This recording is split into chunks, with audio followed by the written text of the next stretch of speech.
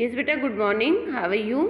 आज हम लोग पढ़ रहे हैं साइंस के chapter number 3 fibre to fabric. देखिए, मैंने आपको प्रीवियस 2 क्लासेस हमारी इस चैप्टर से रिलेटेड हो चुकी हैं। तो मैंने आप लोगों को बताया था कि we wear clothes from protect us heat, rain and cool. ये हम लोगों को सर्दी, गर्मी, बरसात तीनों से बचाते हैं। इसके अलावा जो हम लोगों ने पढ़ा था फाइबर्स कौन से होते हैं, कैसे वैरायटीज़ होती है इसमें। उसके बाद में हम लोग पढ़ रहे थे फाइबर्स की स्पेशल कैटेगरी के बारे में। तो हमने इसके 2 कैटेगरीज के बारे में डिस्कस कर लिया था। फाइबर्स जो होते हैं वो हमारे 2 टाइप्स के होते हैं, एक तो नेचुरल फाइबर्स और सिंथेटिक फाइबर्स। नेचुरल फाइबर्स कौन से थे, we get from plants and animals, और synthetic fibres we get from the chemicals, है ना, और मैन मेड भी बोलते हैं इन्हें। अब हम लोग पढ़ेंगे कुछ जो है प्लांट फाइबर्स कौन से होते हैं, तो इसके बारे में हम लोग डिस्कस करते हैं प्लांट फाइबर के बारे में। Yes, come from the topic page number 20। Cotton सबसे पहला होता है हमारा, प्लांट फाइबर की कैटेगरी में रखते हैं हम लोग कॉटन को। Have you ever made wicks from oil lamps? What do you seen use for the making these wicks? This cotton wool is also used for filling mattresses, quilts and pillows. Take some cotton wool, pull it apart of your look edges. What do you observe? The small thin strands that you see are the made of the cotton fiber. कि जो हम लोग यहाँ पर रुई जो काम में लेते हैं, आप लोग देखते हैं ना कॉटन जो होती है, आप लोगों ने देखी हुई है, कोई नई चीज़ नहीं है। यहाँ पर देखिए पिक्चर भी दिया हुआ है फील्ड ऑफ द कॉटन का। तो जो आपने कभी तेल के लैम्प के लिए बत्तियां बनाई हैं, बत्तियां मतलब कि जो बनाते हैं ना, दिया जलाते हैं। देखिए अब मैं थोड़ा सा इसको लोकल लैंग्वेज में इसलिए बता रही हूँ क्योंकि ये नई चीज़ नहीं है। वैसे मैं आप लोगों को बताऊँगी कि लैम्प के लिए जो बत्तियां बनाई जाती है, मतलब मम्मी लोग, हम लोग मंदिर में जो दिया जलाते हैं तो उसमें जो बत्तियां रखते हैं वो बाती किसकी बनी हुई रहती है, कॉटन से बनी हुई होती है। तो आप लोग इन बत्तियों को बनाने के लिए आप क्या यूज़ में लेते हैं, क्या किस चीज़ से बनाती हैं? This cotton wool is also use for filling mattresses, quilt और पिलोज। हम लोग इसमें किसका यूज़ करते हैं, रुई का यूज़ करते हैं। और इसी रुई का यूज़ हम लोग गद्दे, रजाइयाँ और तकिए में भी करते हैं, है ना, पिलोज में भी होता है ना। और इसके अलावा किस किस में होता है, क्विल्ट्स बनती है, मैट्रेसेस बनते हैं, तो इसमें क्या यूज़ होता है, कॉटन डाली जाती है जिससे ये बनते हैं, सॉफ्ट होते हैं। अब ये रुई आती कहाँ से? What we get from the cotton, कहाँ से मिलती है हम लोगों को? तो take some cotton wool, pull it apart, look at the edges. रुई को तो आपको कुछ रुई लेनी है, इसे खींचकर अलग अलग करना है। इसके मतलब इसको खींचना है, खींचने से देखेंगे आप इसके एक लंबा से स्ट्रिंग बन जाता है। इसके एजेस को आप लोग अलग कीजिए। व्हाट डू यू ऑब्जर्व, आप क्या देखते हैं? इसके किनारे जो है आपको देखेंगे तो आपको क्या दिखाई देगा? The small thin strands that you see are made of cotton fibers। आप देखेंगे कि ये छोटी पतली लड़ियाँ होती हैं जिन्हें आप देख रहे हैं, ये कपास के तंतुओं से बनी है। ये किससे बनी होती है? कॉटन फाइबर्स से बनी होती है। वेयर डज इस कॉटन वूल कम फ्रॉम, कि कॉटन जो है वो आती कहाँ से है? It is grown in field. Cotton plants are usually grown as places having black soil and warm climate. Can you name some states of our country where cotton is grown? The fruits of the cotton plants, cotton balls, are about the size of the lemon. After maturing, the balls burst open and seeds covered with cotton fibers can be seen. Have you ever seen a cotton field that are ready for picking? It looks like a field covered with snow. आप देखेंगे कि ये जो रुई है ये कहाँ से आती है, इसे खेतों में उगाया जाता है। इसका एक प्लांट होता है, क्योंकि हम लोग प्लांट फाइबर पढ़ रहे हैं तो आप लोगों को ये बात समझ में आ गई होगी कि हमें प्लांट से मिलता है। और जो रुई होती है वो कपास के पौधे से उगाई जाती है। इसे क्या कहते हैं, कपास का पौधा बोला जाता है कॉटन प्लांट्स को। और ये किस में लगता है? ज़्यादातर ब्लैक सॉइल, जो काली मिट्टी होती है उसमें। और जलवायु कैसी होनी चाहिए? उष्ण होनी चाहिए, मतलब वार्म होनी चाहिए, है ना। इसके अलावा यहाँ पर बताया जा रहा है कि can you name some state, के आप क्या ऐसे कुछ स्टेट्स के नेम बता सकते हैं जहाँ हमारे कंट्री में बहुत ज़्यादा खेती कपास की जाती है? तो ये आपका होमवर्क भी है, अंडरलाइन कर लीजिए।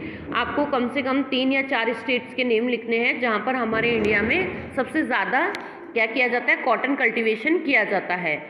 और जो कॉटन के प्लांट्स होते हैं उनमें जो है कपास के फल लगते हैं, फल जिसे फ्रूट बोला जाता है, कॉटन बॉल्स लगती हैं। इन बॉल्स के जो साइज होता है लगभग लेमन जितना होता है।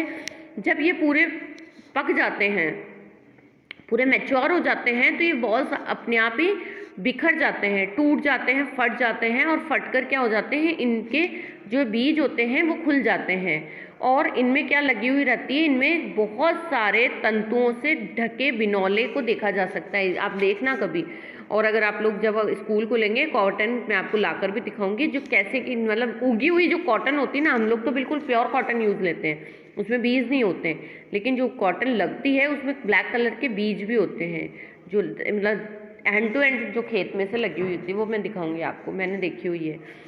तो वो क्या होता है, फिर उसमें से क्या किया जाता है, खेत में देखा है तो कपास चुने जाने के लिए तैयार हो चुका होता है। जब वो राइप हो जाता है, मतलब मैच्योर हो जाता है, तो वो किससे कवर रहता है, कॉटन फाइबर से रहता है। और हम लोग ये देखते हैं कि कॉटन फील्ड जो होता है रेडी फॉर पिकिंग की, हम लोगों को उसमें से केवल उनको लेना होता है। Then it's look like a field cover with snow, और ये ऐसा लगता है जैसे कोई स्नो से ढका हुआ खेत हो, मतलब कि जैसे कि कोई वहाँ पर बर्फ गिरी हुई हो, इस तरीके का लगता है। From the balls cotton is usually pick up hand fibers at then separated from the seeds by combing. The process is called ginning of cotton. और जब हम लोग इसको यूज़ करते हैं तो इसको हाथों से क्या करते हैं, हस्त चयन किया जाता है, हैंड पिकिंग की जाती है।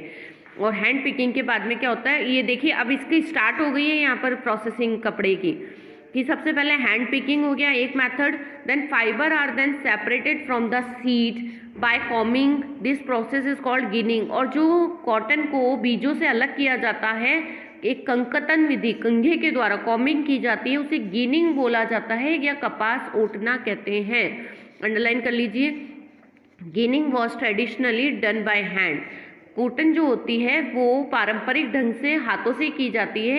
आजकल कपास को ओटने के लिए मशीनों का यूज़ भी होता है। आजकल जो है हैंड पिकिंग नहीं होता है, बल्कि क्या करते हैं, machines are also used for ginning. Ginning के लिए हम लोग क्या यूज़ करते हैं, मशीन्स का यूज़ करते हैं। सेकेंड हमारा फाइबर है, प्लांट फाइबर जो आता है हमारा, वो है जूट। जूट जिसे बोल देते हैं हिंदी में हम लोग पटसन बोलते हैं। ठीक है, इसके बारे में देखते हैं, ये जूट को देख लेते हैं। जूट हमें किससे मिलता है, ये भी हमें एक प्लांट फाइबर है। ठीक है, यहाँ पर दिखाई भी दे रहा है बेटा, देख लीजिए, एक नीम के पत्ते जैसा एक फाइबर बना हुआ है, मतलब प्लांट बना हुआ है। Jute fibre is obtained from the stem of the jute plant. ये किससे मिलता है हमको, जूट प्लांट से मिलता है। It is cultivated during the rainy season. और ये कब प्राप्त किया जाता है, भारत में इसकी खेती वर्षा ऋतु में, जो रेनी सीजन होता है तब होता है। In India jute is mainly grown in the West Bengal. Underline करिए कि हमारे इंडिया में सबसे ज़्यादा जूट जो है वेस्ट बंगाल, बिहार और असम में उगाया जाता है। ये क्वेश्चन बनकर आ सकता है, तो इसको आप लोग याद रखेंगे। The jute plant is normally harvested when it is at flowering stage. जो जूट होता है उसको पुष्पन अवस्था में काटते हैं। पुष्पन अवस्था का मतलब होता है कि जो यहाँ पर इस पर फ्लावर्स आते हैं, फ्लावरिंग स्टेप में ही इसको काट लिया जाता है। The stem of the harvested plants are immersed in water for a few days. उसके बाद क्या कर देते हैं, इसको काटने के बाद में पादप को, इसके प्लांट को क्या कर देते हैं, इसके तने को कुछ दिन तक हम लोग किस में रखते हैं, पानी में डुबोकर रखते हैं। ऐसा करने पर क्या होता है, उसके तने गल जाते हैं और जो जूट होता है उसमें से हाथों से अलग कर निकाल कर लिया जाता है। मतलब इसके प्लांट्स के जो स्टेम होते हैं, जो तने होते हैं, वो फूल जाते हैं। द स्टेम रॉट हो जाते हैं, मतलब फूल जाते हैं। और fibres are separated by hand, और हाथों से उसमें से जूट को निकाल लिया जाता है।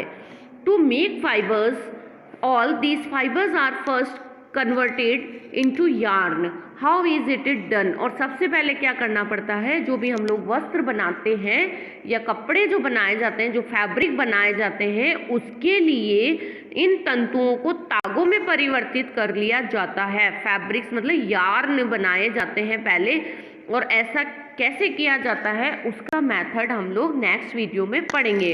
तो यहाँ तक आप लोगों को मैंने बता दिया है जूट का कैसे प्रोसेसिंग होता है, कॉटन का कैसे प्रोसेसिंग होता है, और जो गिनिंग वाला जो एक आया था कि कॉटन को जो गिनिंग की जाती है वो हैंड पिकिंग मेथड होता है, और एक कौन सा होता है, गिनिंग होता है। तो ये ऑलमोस्ट किसके लिए यूज़ किया जाता है, कॉटन साफ करने के लिए यूज़ किया जाता है।